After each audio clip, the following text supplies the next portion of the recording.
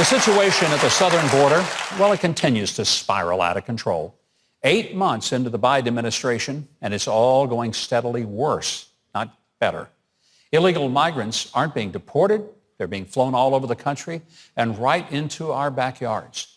Congressman Mark Green represents the Middle Tennessee area in the U.S. House. He's also a medical doctor and a veteran. He says President Biden is aiding and abetting all of this. Would you welcome back to the show, Congressman Mark Green.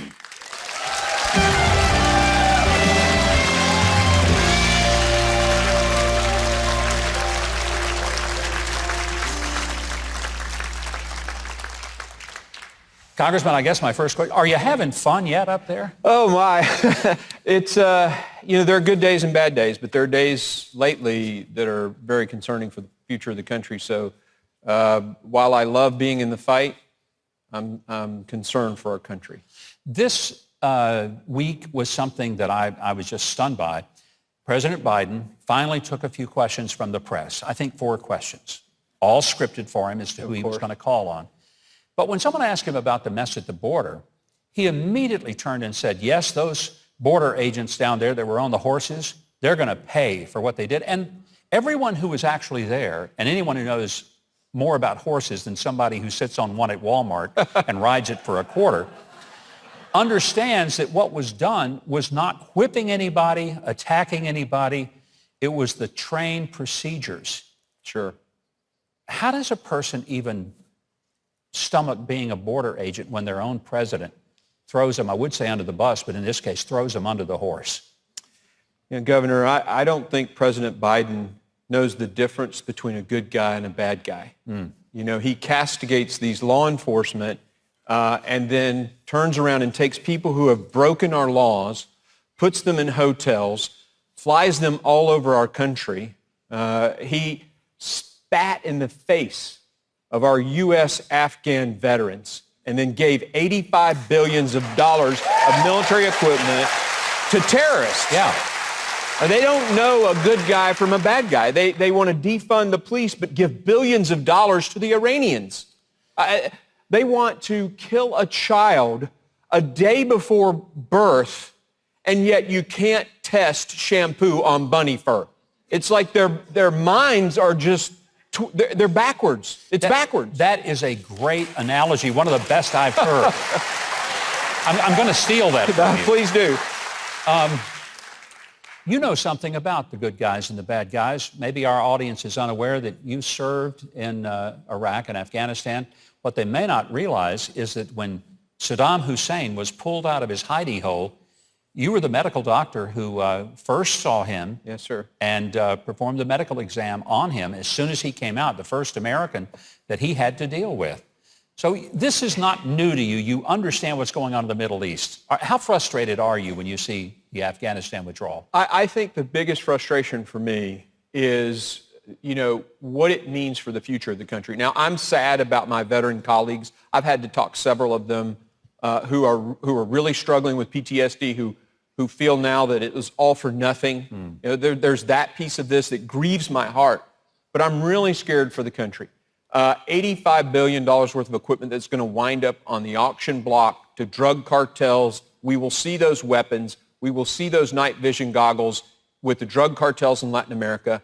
Our enemy now has all of our weapon systems. This stuff will go to China to fund the Taliban.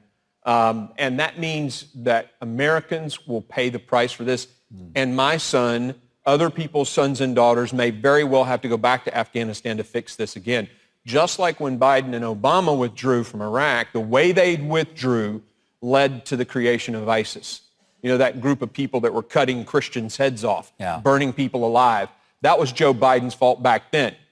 Now they've just turned around and done it again and gave them $85 billion worth of equipment. That's pretty scary. What I don't understand, and maybe you can help us better come to grips with this, there is a budget proposal that the Democrats are really pushing, and they're going to plan to push it without any support from the other side, despite the fact they said they would never do that. They were going to have a bipartisan unity government. There's some stuff in that budget that has nothing to do with helping the average American. Can it be stopped? I think it can. In the Senate, there are two senators that are actually Democrats that have both voiced that this reconciliation process for that much money being spent is a mistake. And I think they both are telling us that they're gonna push back. In the House, what disadvantaged them is Nancy Pelosi pulled a procedure and paired the infrastructure bill to the $3.5 trillion sort of second wave or third or fourth wave, however you want to look at it. That hurts her in the House, getting it passed in the House. So they have made mistakes in the House, and then you've got senators who are saying, we're not going to cooperate. I think we're going to be okay, but I don't want to create hope. I want us to keep fighting this thing tooth and nail because it's going to be devastating to the economy. If Nancy Pelosi is not the speaker, it's going to be because the Republicans take the House in 2022. In a very honest, candid answer, what is, on a scale of 1 to 10, your thought that the Republicans will unseat Nancy Pelosi as Speaker of the House by getting the majority? Nancy Pelosi will not be the Speaker in the next United States Congress. Congressman, you're a great doctor and a great congressman. I sure hope you're a great prophet. I'm a prognosticator. I hope you are a prophet because I think a lot of us would hope that if the Republicans have at least one of the two branches of the legislative body, that they could be a firewall against the really crazy stuff that our grandkids and great-grandkids will be paying for forever and forever. Before I let you go, there's been an enormous amount of tension. This week, I saw something that was encouraging. Some of the Democrats pushed back against the squad on defunding Israelis' Iron Dome. And I was so glad to see that. Are some of them waking up and realizing that they've got some people in their party that'll drive them right off the left side of the cliff? There are quite a few who we can have conversations with, and they share their frustrations with their own leadership, especially the squad, right, that has really hijacked the party. But then you get a vote like we had today on abortion. And every single Democrat, save one, voted to take the life of a child all the way up until birth. So a day before, it's unbelievable. Yeah. You think of that child, and I'm a physician, as you said, you know, it gets its nutrients from the mother across the placenta. The next day, it's getting its nutrients across the breast, you know, as it breastfeeds. And they want to take that child and throw it. There's no difference between those two children. One gets its nutrients through the placenta, the other gets its nutrients at the breast. And they want to throw that child in the garbage can. This is evil. Yeah. But that's, every single one of them voted for this bill except for one had the courage to push back against his own party. You know, I'm glad you're there pushing back. As a medical doctor, you know how absolutely insane that is scientifically.